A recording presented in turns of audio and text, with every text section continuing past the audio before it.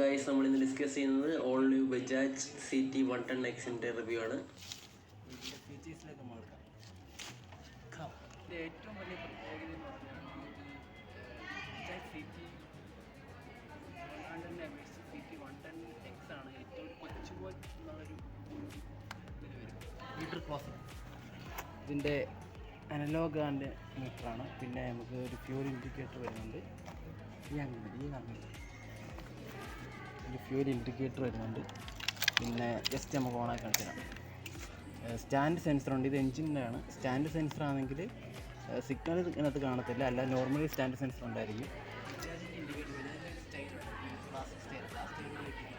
Full tank capacity പറഞ്ഞാൽ 11 ലിറ്ററാണ്. പിന്നെ നമുക്ക്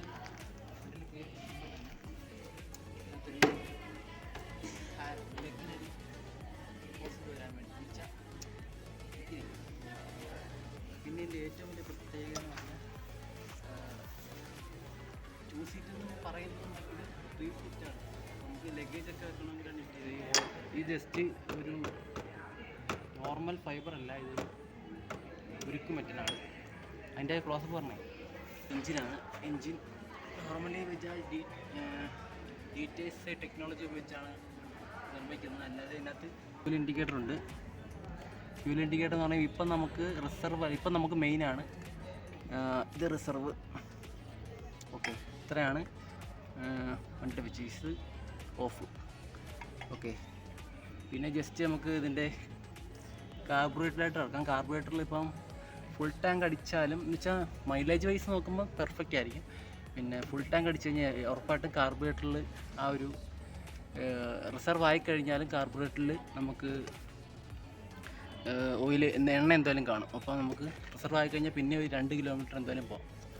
ഓക്കെ, ഇനി ഇതിൻ്റെ കൂളിംഗ് സിസ്റ്റം വരുന്നത് എയർ കൂളിംഗ് ആണ്. മറ്റുള്ള റോഡിൽ കൂടെയൊക്കെ പോകുമ്പോഴത്തേക്ക് ജസ്റ്റ് ആ ഗാർഡ് ഇങ്ങനെ കല്ലൊക്കെ ഇങ്ങനെ കട്ടായിരിക്കുകയാണ്. പിന്നെ ഇതിൻ്റെ ലേഡി ഫുഡ് റെസ്റ്റ് 2 സൈഡിൽ കാണും. ജസ്റ്റ് നമുക്ക് ലഗേജ് വെക്കാൻ വേണ്ടി.